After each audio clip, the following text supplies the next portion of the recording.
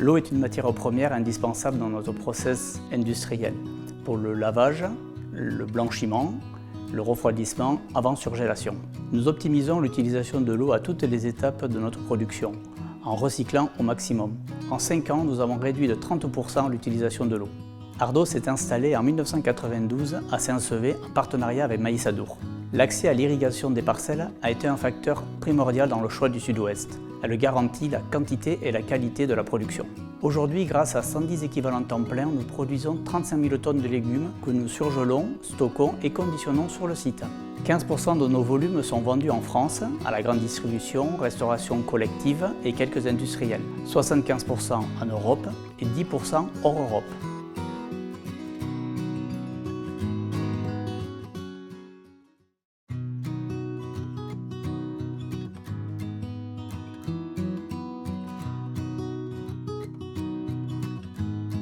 Le lac du Gabas, c'est son nom aujourd'hui, c'est d'abord appelé le barrage de Gardères-Es-Laurentis lorsque le dossier a été déposé au ministère.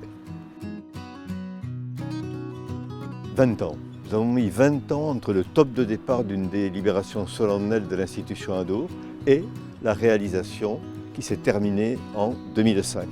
20 ans de difficultés, d'hésitations, de polémiques, mais une volonté farouche de la part des décideurs de l'institution Adour. 4 départements en harmonie immédiate, 2 régions, 4 communes qui sont immédiatement à nos côtés pour porter ce projet. Et puis 114 communes du périmètre de compétences, 114 délibérations favorables des conseils municipaux concernés. Nous sommes donc porteurs d'une légitimité républicaine et puis insatisfaits, malgré cette convergence que j'ai qualifiée de républicaine à l'instant, des états généraux de l'eau organisés en 2001. 2000 personnes vont participer à ces états généraux dans tout le bassin de l'Adour, dans tous les départements. D'abord à l'origine pour l'économie, 20 millions de mètres cubes, pour les rivières, pour les milieux. Et nous arbitrons avec 50% du barrage pour l'économie, notamment l'agriculture, 50% pour les milieux.